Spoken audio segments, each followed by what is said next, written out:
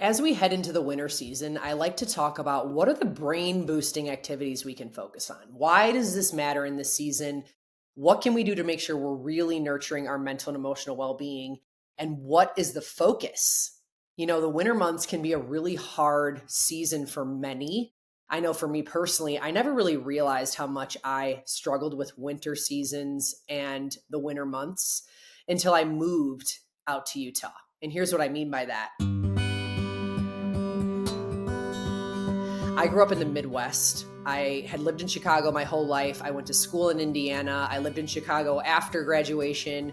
And then I moved abroad to Australia for a year where we had our first baby, then back to Chicago. And now we've been out in Utah for almost 9 years, or a little over 9 years, I should say. And in my entire life, I really didn't understand the winter blues, right? Or the idea of potential seasonal depression, what that means, what that looks like, how we feel, etc. And now that I live in a climate where we do have winter months, but we see blue skies and the sun a lot in the winter, I'm realizing how different it really can feel when you're living in certain places and when you're living in certain capacities where you maybe don't see the sun as often, or it's really, really cold to the point where you can't get outside, or there's gray skies all the time. Like, it just really is different in how you feel mentally, emotionally, physically, all the things. Like, it absolutely affects your wellness. And so I think being aware of this and doing things that can really help you feel a little bit differently in seasons where there maybe isn't as much sun, there's more gray skies, there's more cold weather. What can we be doing? Like, how can we be making sure that we're taking care of our wellness intentionally? I think it's really important to have this kind of conversation. And so that's what I want to talk about today. How do we get into brain boosting activities? How do we really focus on nurturing our wellness, especially in the cold winter months? I'm in a season right now where we're getting into winter time. We're getting into a lot colder. We're getting into, darker much earlier in the day. And that, again, can feel hard on your health in a lot of different ways. And so let's talk about it. What are the things we can do in the wintertime to really boost our brain? What are the things we can do when we're feeling sluggish, when we're feeling less motivated, when we're feeling kind of drained because of our environment and because of the weather outside? And this is a very real thing. And as I shared, I didn't really know this or understand this or have a good grip on it until I moved to a place where the weather was a little bit different during the colder months. And for me, having the sun available makes a massive difference. Like, it really does change how you feel. And so I want to really speak to this because I know that everyone is living in a different place, in a different climate, with different weather, et cetera. And so if you are in a season where you're heading into colder months and grayer days, darker days, and you want to really figure out what are the ways I can prioritize taking care of my health and making sure that I'm staying on top of brain boosting activities, then this is the episode for you. So what is actually happening with our brains in the winter months when it's colder? It's really important to really think through, like, physiologically and chemically in the body, what is actually happening. So when there's less sunlight, it means less serotonin, are having lower vitamin D opportunities. And because of that, it shifts our mood. It shifts how our brain functions, clarity. We get into more brain fog. We're not as motivated. We feel more sluggish. Like, less sunlight is a real thing, and less vitamin D is a real thing. Our body is not creating the same levels of serotonin and all those feel good hormones. And so we feel different. Oftentimes we're indoors a lot more. A lot of us work from home in different capacities, or we have seasons or breaks or things like that where we're at home, we're sitting more often, et cetera. When we're inside more often, we're going to slowly feel like we're not moving as much. We're more isolated. We don't have as much interaction. We're understimulated, and that absolutely affects the brain as well. So we have to be mindful of that. We don't have to feel sluggish and unmotivated in these seasons. There are things that we can do. And that's really what I want to share about today and talk more about today. So one is getting outside. And I know this can be really challenging, really hard, but even 5 minutes a couple times a day, or even in the morning and the evening, getting outside, getting fresh air, feeling the crisp air on your face, all of the things like that can make a huge difference for resetting your mood, your focus, and just giving yourself that extra dose of oxygen, right? Like, getting out of the stagnant air that you're maybe experiencing inside all the time, whether that's at an office, a school, at home, and getting outside, fresh air, movement, getting the brain stimulated in a new way. That is a huge one.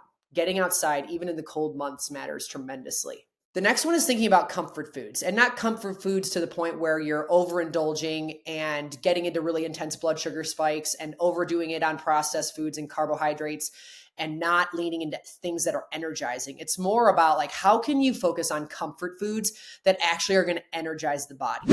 We'll get back to our conversation shortly after this message. If you are an overwhelmed and completely confused mom who just wants a simplified, easy to follow, and understandable plan when it comes to their health and wellness journey, then you're in the right place. As a wellness coach, I focus most on empowering women to follow a highly personalized and bio-individual plan that actually gets you results and that feels sustainable for your longevity. I'd love to invite you to set up a free coaching call to talk about your health and wellness journey. Head to erinshreer.com/coaching to set up your call today. Again, that URL is erinshreer.com/coaching to set up your call. And to make it even easier, head to the show notes of this podcast and click free coaching session to set up your call ASAP. Now let's dive back into the conversation. So for us, we look a lot at, or we use a lot of things like soups, stews, chilies, vegetables, like roasted veggies, stuff like that, grilled veggies, stuff like that. We do a lot of like mixed all together meals, right? Putting everything in a bowl. So if you're someone who maybe doesn't love vegetables, or you're wanting to get a different variety of micronutrients inside of your diet variation, etc., look at really good crock pot meals, soups, stews, chilies, things like that, that can be filled with a lot of different things, right? A good quality protein, lots of vegetables, maybe some rice, some potatoes, some corn, stuff like that, as far as different kinds of carbohydrates.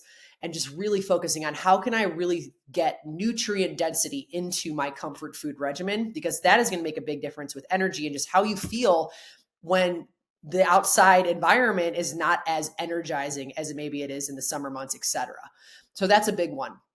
Make sure you're working on color at all times, right? Getting a variety of color in your nutrition is a big one. All of that is huge for overall brain health and more.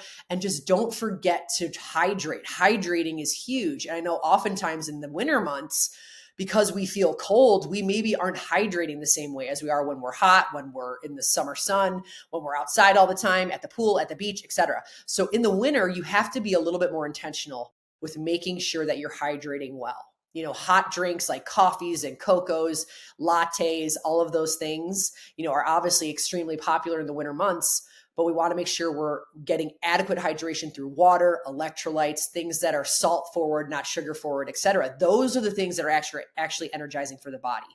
So make sure you're paying attention to quality comfort food, but also adequate hydration. Those are big ones. The third is really making sure you're moving, right? Movement is something I talk about all the time. Nutrition, movement, stress management, sleep.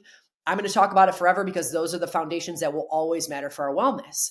And movement is a big one. So for me, in full transparency, there are days in the winter months, especially, where I find myself sitting a lot more and I'm not as active and I'm not getting outside as much. Those days are usually days where I start to pace around my house, right? I'm making dinner and I'm pacing around the kitchen when I'm making dinner. I'm on a call and I'm pacing around when I'm on a call. I try to get on our treadmill and do some work while I'm walking at the same time, doing my best to make sure that I'm always getting adequate steps. So for me, that's always 8,000 or more. That's what feels good to my body. I always recommend that to my clients. But adequate movement throughout the day is huge. Like, we have to be using our bodies, putting resistance against our muscles, and really making sure that we're moving, especially in the winter months. For me, I like to be outside doing outdoor activities. So I snowboard, my kids ski, we like to hike, snowshoe, just be outside as often as possible. And so I'm also making sure that I'm fitting in times to lift with intention, to keep up my strength, to build my muscles, and to make sure that I'm utilizing what I have. And so I want to make sure I'm encouraging you to do the same, because movement is huge. This is something that we have to make sure we're maintaining, especially throughout the winter. So whether you're doing things at home, going to a class with a friend, getting to the gym, finding a structured way to make sure you're taking care of yourself, this matters, especially in the winter months. Keeping your body mobile, working on mobility, working on things like yoga, etc., stretching to make sure that you're getting good, mobility throughout the different things that you're doing. Like, that all matters. And so movement, walking, strength training, mobility, a little bit of everything matters. and make sure that you really are doing this, because this is a great way, obviously, to also stimulate the brain. The brain needs to be stimulated in this way through movement. And movement is the thing that releases endorphins and more of those feel-good hormones that essentially also helps the brain feel good, especially in seasons when the environment around us is maybe not as motivating, right? Not as exciting, not as sun-filled, etc. So movement is a big one. The last one is connecting with people. And these 4 things are huge, right? Making sure that we're getting outside, making sure that we're leaning on comfort foods that are energizing, making sure that we're moving. And then the last one is connection. We are created to connect. Women and humans and all the people are not meant to sit in isolation and not connect with other people. So make sure you're connecting with friends, setting up opportunities to have dinners, going outside or on walks and hikes with people that you love, doing things where you can meet up and have belly-to-belly conversations and learn how people are doing and hear about their stories and their journeys and how you can be a support, and vice versa. Like connecting with other people, laughing, having conversations, finding joy, all of that matters. It's a huge part of our wellness. And it's something that we sometimes forget. So much of the wellness conversation can be, well, how am I eating? And how am I moving? And how am I sleeping and stress managing? And all of that will always matter. Connection and community and having support and friendships and relationships are a huge piece to our emotional and our relational bucket in our wellness journey. If you've been around here, you know that I talk about holistic health. So in my Empower Method program, I teach women about how we have to be looking at wellness from every aspect of the puzzle: nutrition, fitness, spiritual health, emotional health, relational health, lifestyle and environment. All of those things matter. And so connection and community is a huge part of it. It fills a very specific internal bucket that we all need and quite honestly crave.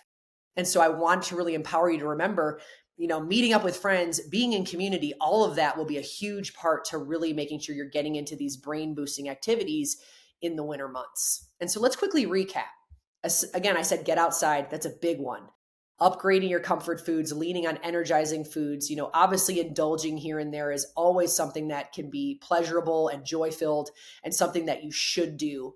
At the same time, you want to make sure you're focusing in on things that actually provide energy for the body and the brain. So focus on that as often as possible with whole foods, good variety of macro and micros, and making sure that you're getting a lot of color in what you're eating. Making sure that you keep moving inside, outside, weightlifting, yoga, mobility, walks, all of it matters. And it will be transformative for your brain, because that is how we start to boost endorphins, which are those feel-good hormones that we need. And then connection. Make sure you're in community. Make sure you're connecting with friends. Set some dinners on the calendar. The holidays, all of the things, there's a lot of opportunity to get together with people that you care about. And so make sure that you're prioritizing that connection.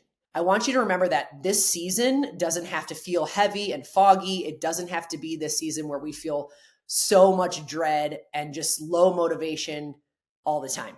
And as someone who really did live that way to a certain degree in other seasons of my life, I want you to take this episode and think about, what are the things I can start to schedule into my weeks to make sure I'm focusing in on brain boosting activities? How am I intentionally meal planning to make sure I'm getting energizing comfort foods in the mix? How am I setting up time to meet with my friends? How am I going on a walk with my husband? How am I making sure I'm moving in some way, getting steps in, going to a class, whatever it is? All of this matters. It will always matter, which is why I talk about it like a broken record all the time. But in these winter seasons, as we get into darker days, colder days, and just not as much sunlight, etc., we have to be as intentional as possible with other areas of our wellness to make sure that we're really feeding our body and our brain in the most energizing way possible. Thank you so much for tuning in to today's episode. I know balancing time and energy can be a challenge, and I'm so proud of you for listening in and investing in your wellness journey. I feel incredibly grateful to connect with you and for the opportunity to share more knowledge, stories, and encouragement related to all things wellness.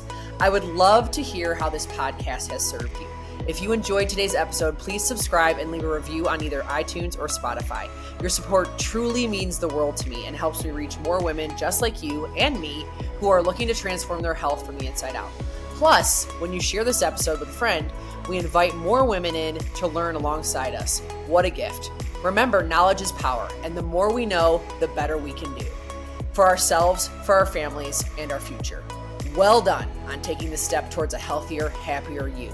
Until next week, stay empowered and stay well.